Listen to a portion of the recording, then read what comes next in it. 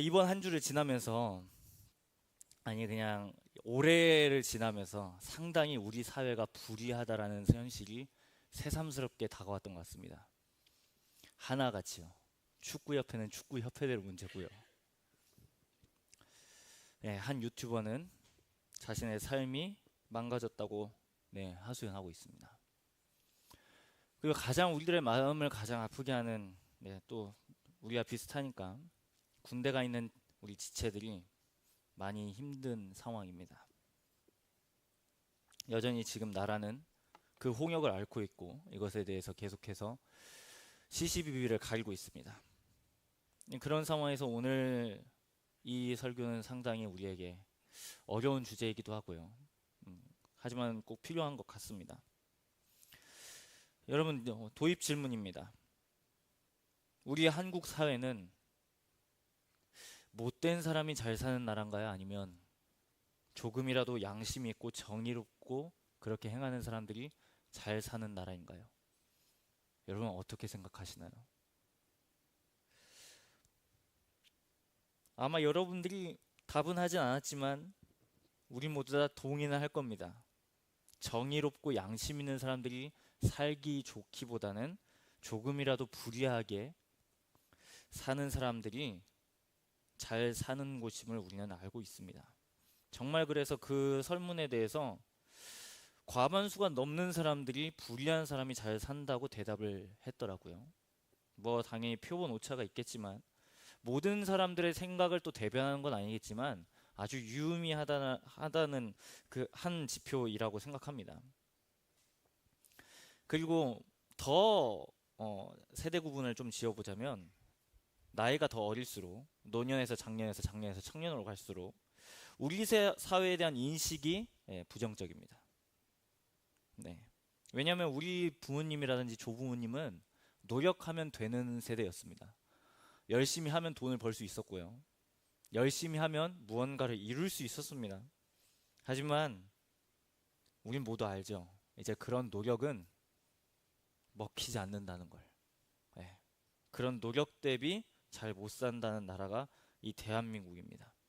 그래서 어떻게 보면 이런 질문도 있었어요. 절차가 공정한다고 했을 때 원하는 결과를 얻지 못해도 당신은 그 결과를 받아들일 수 있는가라는 질문에 대해서 청년 세대들은 66%만 그렇다라고 대답했습니다. 반대로 말하면 나머지 사람들은, 그러니까 34%는 과정보다는 결과가 더 중요하다고 생각한 겁니다. 그러니까 공정하지 않아도 결과가 괜찮으면 된 거라고 생각한 거죠.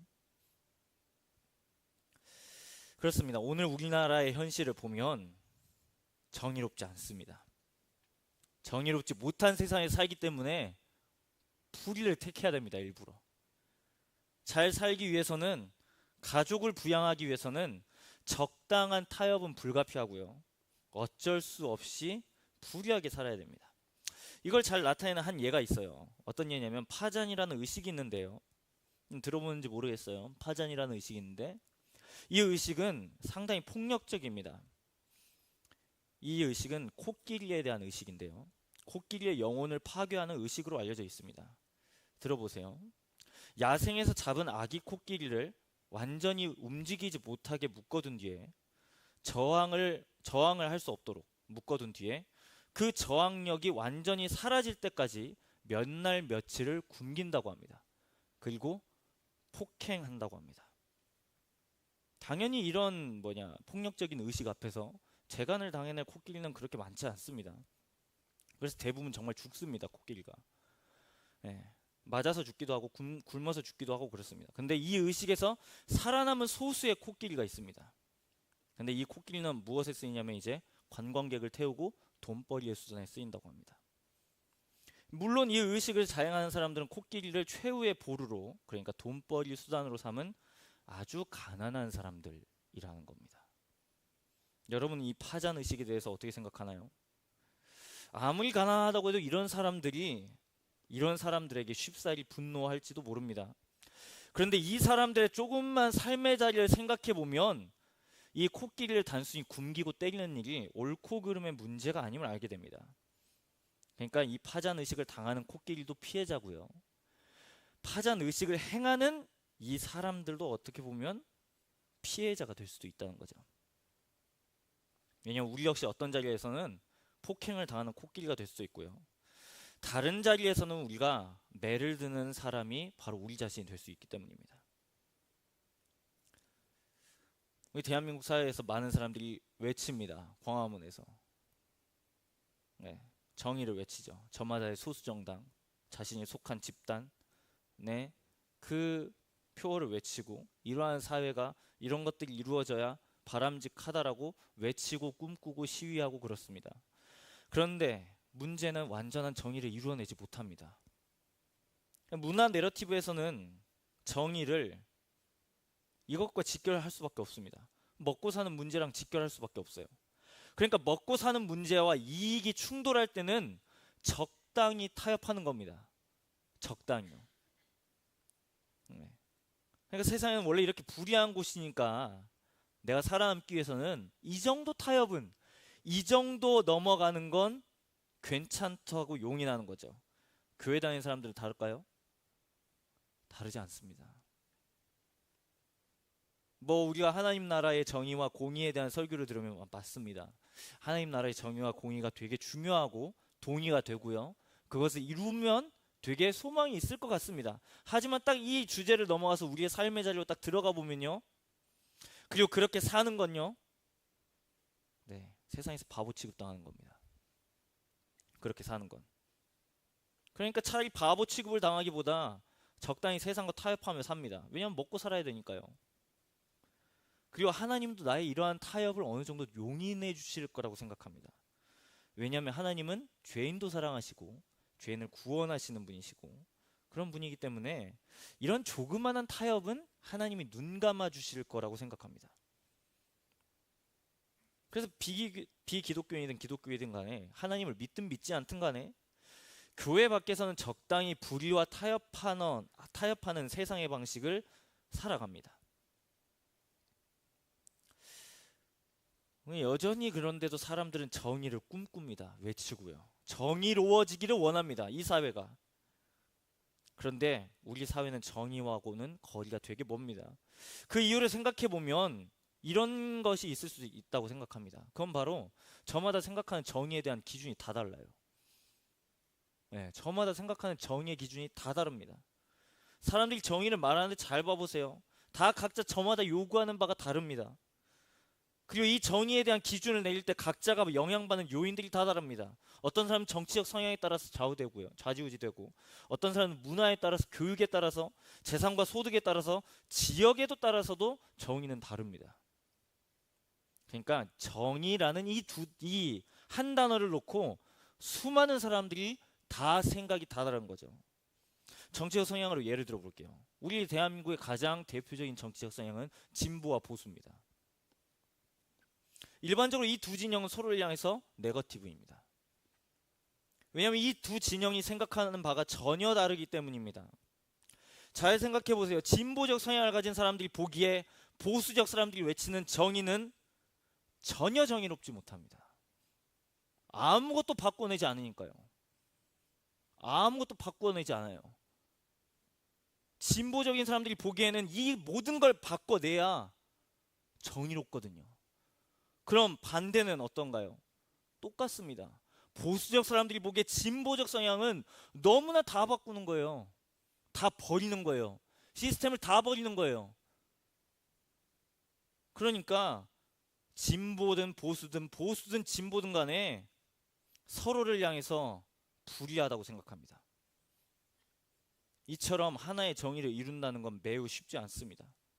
물론 더 큰 의미에서 국가적인 위기가 발생했을 때 그때는 이런 정치적 성향을 논할 게 못 되죠. 국가의 존폐가 달려있기 때문에 그럴 때는 더 큰 의미에서 이루어지는 정의는 동의할 수도 있어요. 그런데 우리는 역사에서 많이 반복되는 걸 볼 수 있습니다. 수많은 갈등이 여전히 일어나고 있고 여전히 해결되지 않았습니다. 그러니까 이 정의의 문제라는 건 우리가 생각하는 것보다 이곳을 택하면 정의롭고 이곳을 택하면 불의하다 이런 문제가 아닌 거예요. 결국엔 그러니까 왼쪽을 택하든 오른쪽을 택하든 이 선택의 문제가 아닙니다. 이건 우리가 생각하는 것보다 훨씬 더 복잡한 게 바로 이 정의라는 문제입니다. 결정적으로, 그리고 이 세상이 정의를 이루기 힘든 이유를 데이비드 폴리슨이라는 사람은 이렇게 설명합니다. 그 사람은 기독교 상담가인데 이 사람의 말을 잘 생각해 보세요. 이렇게 말했다고 해요.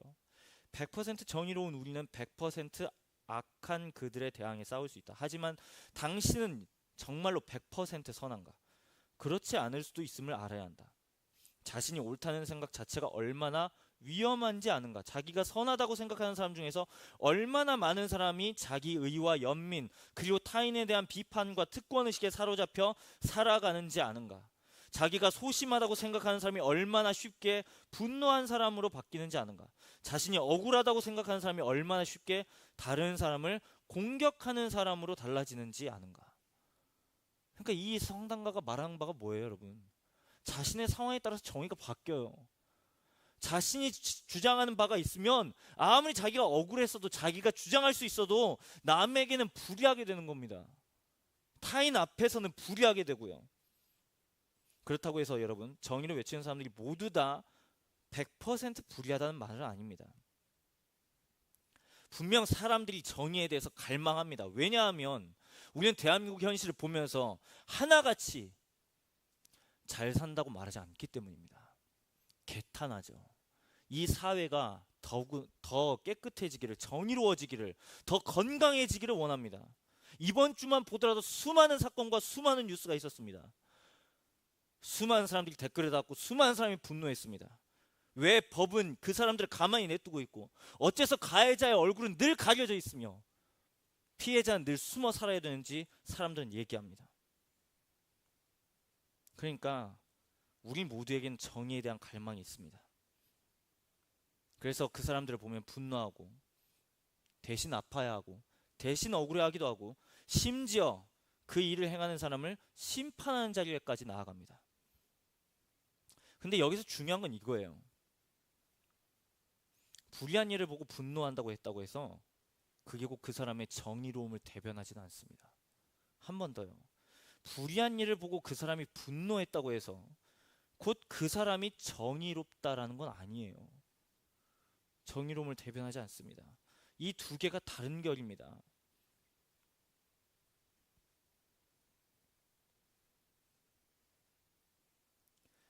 오늘 그럼 성경은 정의에 대해서 뭐라고 말하는지 우리는 생각해 볼 수 있습니다.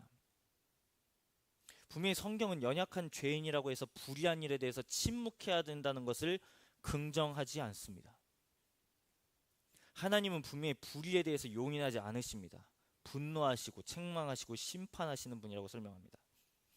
그러니까 이 사회가 불의한 사회니까 적당히 타협하는 것은 괜찮다라고 하는 건 하나님이 원하시지도 않을 뿐더러 전혀 성경적이지 않습니다. 세상 사람들은 불의한 일에 대해서 분노합니다. 화를 내죠. 수많은 댓글로 자신의 비난을, 자신의 그 감정을 대놓고 폭로합니다. 그런데 잘 봐보세요. 그 지속기간이 오래가지 않아요. 지금 요즘 다루고 있는 사건들을 보세요. 얼마 전에 있었던 일이 다 덮여졌습니다. 그 덮였던 일이요, 모든 국민들이 다 공분을 샀던 일이었습니다. 그 일이 모든 세상을 다 지배하는 것처럼 다 반응했습니다. 그런데 또 다른 불의한 일이 일어나자 또 다른 일 때문에 덮여졌고요. 그러니까 아무리 오랫동안 외쳐도 또 다른 불의한 일이 나오면 그게 덮여지는 거예요. 사회적으로 큰 무리를 빚는 불의에 대해서는 상당히 크게 분노하고 때로는 거리에 나가서 정의를 외치기도 합니다. 그런데 사람들 모두가 시간이 지나면 다 일상으로 돌아갑니다.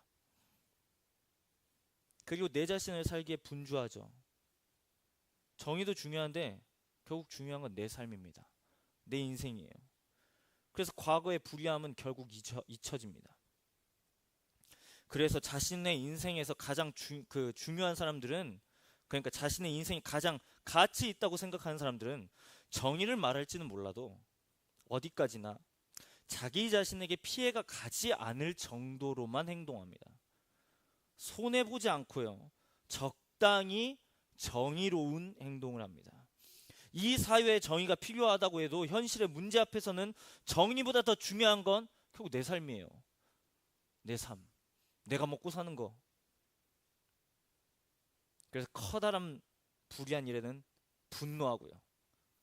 하지만 자기 자신이 손해를 보거나 피해를 받을 수 있는 아주 상대적으로 작은 불의한 일에는 침묵하고 괜찮다라고 말합니다. 결국 우리는 한 가지 결론을 얻게 됩니다. 우리 모두는 완전히 정의롭지 않습니다. 반대로 우리는 완전히 불의하지도 않습니다. 적당히 정의롭고요. 적당히 불의합니다. 그래서 우리가 외치는 정의로운 이 목소리는 진짜로 정의를 이루는데 별 실효성이 없어요. 왜냐하면 상황이 바뀌면 다시는 우리는 불의한 삶으로 돌아가니까요. 완전한 정의를 찾을 수 없는 이러한 모습을 오늘 본문 9절부터 11절은 이렇게 묘사하고 있습니다. 그러므로 정의가 우리에게서 멀고 공의가 우리에게 미치지 못한즉 우리가 빛을 바라나 어둠뿐이요 밝은 것을 바라나 캄캄한 가운데 행함으로 우리가 맹인같이 담을 더듬으며 눈 없는 자같이 두루 더듬으며 낮에도 황혼 때같이 넘어지니 우리는 강장한 자 중에서도 죽은 자 같은지라 우리가 곰같이 부르짖으며 비둘기같이 슬피 울며 정의를 바라나 없고 구원을 바라나 우리에게서 멀다라고 말합니다. 이게 지금 이사야라는 사람이 이 시대의 현실을 해석해낸 말입니다. 오늘날의 현실과 전혀 다르지 않습니다. 이때 당시에도 이 사람들은 정의와 공의를 수없이 외쳤고 계속해서 그걸 꿈꿨고 소망했지만 결국 이 9절부터 11절의 말씀처럼 이 사람들에게는 정의는 멀었고 공의는 그들에게 미치지 못했습니다. 오늘의 시대가 많이 바뀌었다고 말하고 인권이 많이 신장되었다고 평가하고 하지만 잘 생각해 보세요, 여러분. 노예제도는 많이 철폐된 지 아주 오래되었습니다. 하지만 우리 모두는 압니다. 우리 모두가 자본의 노예라는 걸. 여성 인권의 문제도 여전하고요. 이젠 남성 인권도 문제가 새롭게 대두되기 시작했습니다. AI GPT의 문제는 어떻습니까? 그러니까 새롭게 시대가 발전하고 기술이 발전해도 정의의 문제는 계속해서 생겨납니다. 그러니까 이사야 시대 때도 그랬고 오늘날에도 여전히 모두를 만족시키는 정의는 아직 이루어지지 않았습니다. 그러니까 또 문제는 시간이 흐르면 이 문제가 해결될 거라는 보장이 없습니다. 계속해서 정의의 문제는 또 새롭게 발생할 게 뻔하기 때문이죠. 우리도 마찬가지고 세상은 정의를 외치지만 여실히 한계가 분명합니다. 그럼 우리는 왜 이 사회가 정의롭지 못한가를 생각해 볼 수 있습니다. 성경은 13절부터 14절까지 정의를 회복하지 못하는 이유를 바로 죄라고 설명합니다. 13절부터 14절입니다. 우리가 여호와를 배반하고 속였으며 우리 하나님을 따르는 데에서 돌이켜 포악과 패역을 말하며 거짓말을 마음에 잉태하여 나으니 정의가 뒤로 물리침이 되고 공의가 멀리 있었으며 성실이 거리에 엎드러지고 정직이 나타나지 못한다고 말합니다. 성경에선 단 한 번도 죄를 윤리적이나 사회적이나 법률적이나 도덕적으로 평가하지 않습니다. 죄는 정확하게 하나님과의 관계에서 어그러진 모든 것을 말합니다. 즉 하나님 자리를 찬탈하는 모든 행위를 다 죄라고 말합니다. 그 마음의 동기부터 우리의 행위에 이르기까지요. 예를 들어 보죠. 만약 고급스러운 차를 가진 한 운전자가 있었습니다. 이 사람은 상당히 교통법규를 잘 준수했습니다. 신호를 잘 지켰고요. 제한 속도를 잘 지켰습니다. 심지어 이 사람은 길을 가다가 어려운 사람이 있으면 자신의 차를 멈추고 그 사람을 태워주기까지도 했습니다. 그런데 놀라운 건 그 사람이 그 차를 훔쳤다는 사실입니다. 그럼 여러분 그 사람은 죄인인가요? 아닌가요? 이게 마치 딱 우리와 하나님과의 죄와의 관계입니다. 세상과 인생의 주인이신 하나님을 내쫓고 그 자리에 앉아서 주인을 행사하는 게 바로 죄라고 정의합니다. 그래서 이런 행세는 정의에도 영향을 미칩니다. 그래서 곧 우리가 말하는 사회적 정의가 중요하겠지만 결국 모든 사람들이 외치는 정의는 그 끝에는 바로 자기 자신이 있습니다. 자기 자신이 옳다고 생각하는 게 정의이고 공의입니다. 반대로 말하면 다른 누군가가 나에게 이게 옳다고 말해도 그게 나를 불편하게 하고 내 마음을 조금 어렵게 하고 나의 행동을 약간 제약한다면 그건 불의한 일이 되는 겁니다. 이런 일 때문에 세상은 아무리 괜찮아졌다고 해석하고 평가하고 사람들이 말하지만 세상은 전보다 훨씬 더 예민해지고 날카로워졌습니다. 조금이라도 나의 심기를 건드는 일이 있으면, 불편하게 되면 불의한 일이 되어버렸습니다. 그래서 이런 사회는 정의가 실종되고 공의가 멀어진 지 오래입니다. 이런 사회에서 다른 이들을 배려하고 이해하고 용납하는 건 사치입니다. 결국 이런 정의가 세워지는 세상은 갈등이 해결되는 게 아니라 갈등이 심화될 수밖에 없습니다. 이게 바로 대한민국의 현실이고 전 세계의 상황입니다. 오늘날 아무리 인권을 외치고 인류애와 사랑을 말하지만 결국 그 중심에는 타인을 향한 사랑이 아니라 자기 자신을 사랑합니다. 나를 사랑한다고요. 나를 사랑하기 때문에 그 누구도 나의 삶을 재단할 수 없고 평가해서도 안 되고 간섭해서도 안 됩니다. 그러니까 이런 정의를 쫓다 보니까 아무리 정의로운 의식이 높아진다고 해도 갈등이 해결되는 게 아니라 갈등이 더욱더 극심해지는 사회입니다. 근데 문제는 이러한 상황에 대해서 아무리 문화 내러티브는 해결책을 제시하지 않습니다. 오히려 너가 그렇게 사는 게 맞다라고 말하죠. 너가 그렇게 행하는 게 옳다라고 말합니다. 너가 괜찮으면 그게 옳은 거라고 말합니다. 여러분들이 접하는 SNS 수많은 유튜브들 다 보세요. 뭐라고 말하는지. 당신이 지금 주장하는 것, 당신이 추구하는 것, 당신이 그렇게 행하는 것, 그게 옳은 거라고 말합니다. 만약에 그런 것을 누가 나무라거나 해코지 하면 그 사람이 부귀하다고 말합니다. 이 모든 근저에는 여러분 죄가 있습니다. 그럼 이 문제는 반드시 해결돼야 되는데 앞에 설명드렸다시피 하나님께서는 정의로우신 분입니다. 그럼 무조건적으로 이 문제를 해결하셔야 됩니다. 근데 우리는 약간 이 개념 안에서 우리는 사랑과 정의가 대립되는 것을 보게 됩니다. 우리는 하나님께서 정의로운 하나님이시라고도 알고 사랑의 하나님이라고도 알고 있습니다. 근데 하나님께서 이 불의한 일에 대해서, 우리에 대해서 하나님은 사랑으로만 해결하시지 않았습니다. 사랑으로만 해결하지 않으셨어요. 분명히 하나님께서는 정의와 사랑, 사랑과 정의, 이 둘이 어떤 것이 더 높고 낮다고 얘기하지 않습니다. 하나님은 완전히 사랑이시고 완전히 정의로우신 분이십니다. 성경에서 말하는 정의란, 문화 내러티브는 먹고 사는 것과 결부되어 있지만 성경에서 말하는 정의는 질서와 관련되어 있습니다. 하나님께서 분명히 이 땅을 만드실 때 질서를 부여하셨습니다. 그 가장 첫 번째 책은 우리의 하나님께서 이 세상을 어떻게 정의를 실현하셨는지 우리에게 잘 설명해 놓고 있습니다. 사람들 역시 그렇습니다. 무질서하고 혼란스러운 것을 아름답다고 평가하지 않습니다. 나름 멋있다고 말하고 괜찮다라고 평가하는 건 그 나름의 존재 자체에 질서가 있기 때문입니다. 그런데 가장 큰 문제는 정의이신 하나님을 사람이 떠났다는 겁니다. 그래서 그 이후에 모든 것들이 다 무질서해졌고 혼돈으로 다 들어갔습니다. 결국엔 이 문제를 해결해야 되는데 결국 이 문제를 해결할 분은 하나님밖에 없음을 우리는 알고 있습니다. 이 정의를 회복하기 위해서는 반드시 하나님은 심판하셔야 됐습니다. 누구를요? 사람을요. 사람을. 정의를 반드시 바로잡기 위해서는 심판이 뒤따릅니다. 근데 이 심판을 내리는 그 장면이 사람을 심판하는 장면들이 많이 있지만 우리가 가장 기억할 수 있는 유일한 심판, 그리고 정의로운 심판은 바로 십자가입니다. 십자가요. 왜냐하면 하나님께서 이 완전한 정의를 이루시기 위해서는 완전한 심판이 있어야 되는데 그러기 위해서는 완전한 제물이 필요합니다. 성경에서 수많은 심판이 이루어졌습니다. 하나님께서 사람들을 다 심판하셨죠. 그런데 그 심판으로는 하나님의 정의가 완전해지지 않았습니다. 결국에는 이 십자가의 자리는 제가 몇 번에 말했지만 이 십자가는 하나님의 아들이 있어야 할 자리가 아니라 바로 우리가 있어야 할 자리였습니다.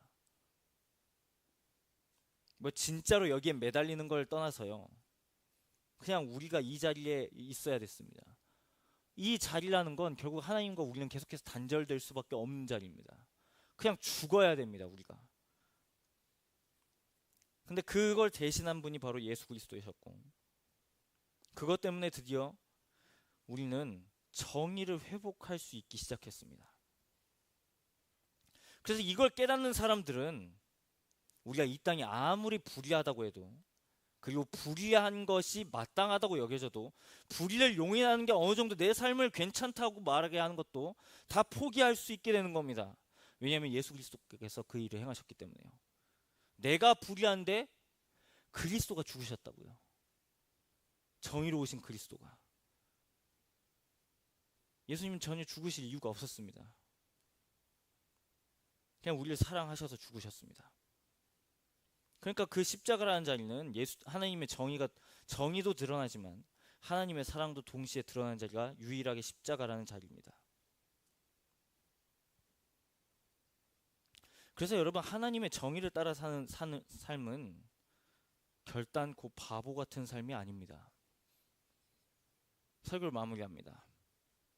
왜냐하면 이 세상은 계속해서 우리에게 불의한 게 정의롭다고 말하고요, 불의하게 살면 괜찮다고 말합니다. 적당히 불의한 거 눈 감아주고, 적당히 불의해도 너가 그렇게 사는 삶은 괜찮다고 말합니다. 하지만 여러분, 우리는 누구에게 속해 있나요? 우리의 정의는 어디서부터 시작되고 있나요? 여러분의 정의의 기준은 어디로부터 비롯되고 있죠? 유튜브인가요? 인스타그램인가요? 아니면 유명한 어떠한 인플루언서의 말인가요?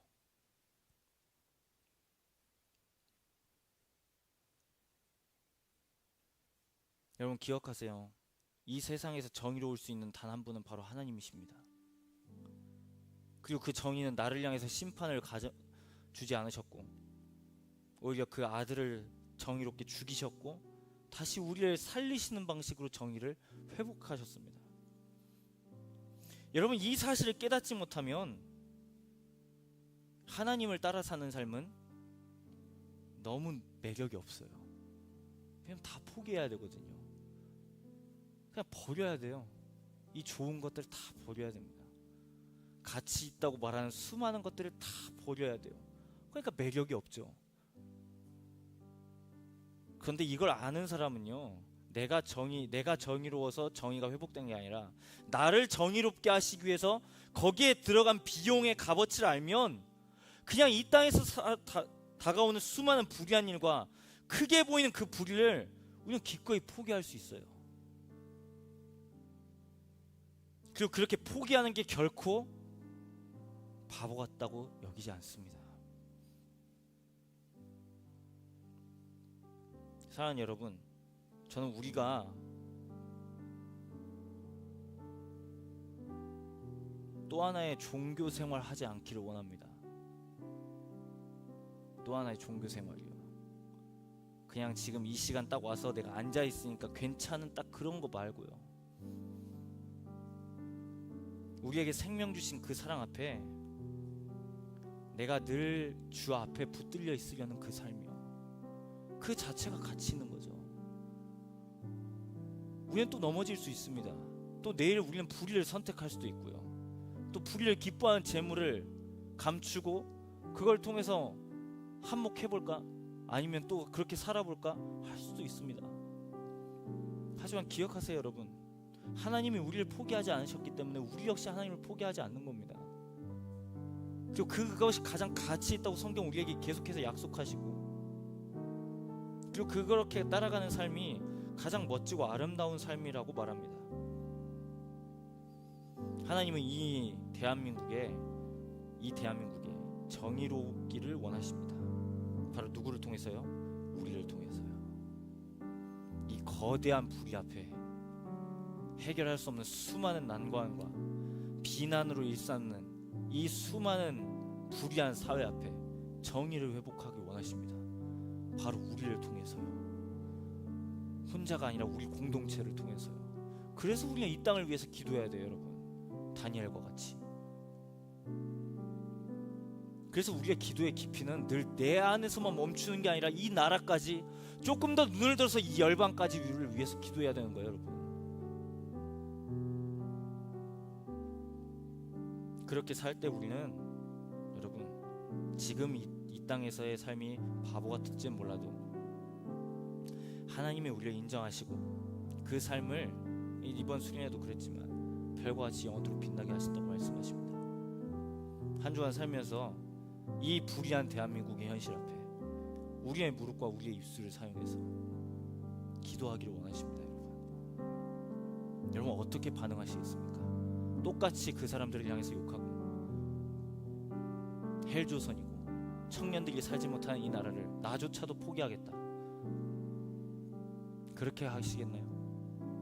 사랑하는 여러분, 우리는 누구를 통해서 정의가 회복되었는지 들었습니다. 그걸 안다면 우리의 무릎과 입술은 반드시 그 정의로운 분 앞에 가서 기도해야 된다고 저는 믿습니다.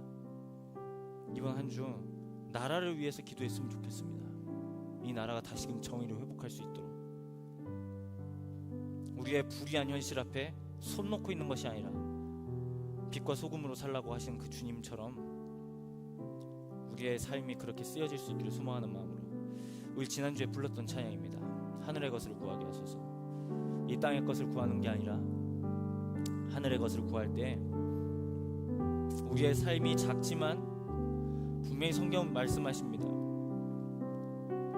너의 삶을 하나님의 나라로 인도하시고 하나님의 나라가 되게 하신다고 말씀하십니다. 우리가 그러한 소수가 되고 우리가 그러한 하나님의 나라를 꿈꾸는 마음으로 다 함께 하늘의 것을 구하게 하소서 같이 찬양하도록 하겠습니다.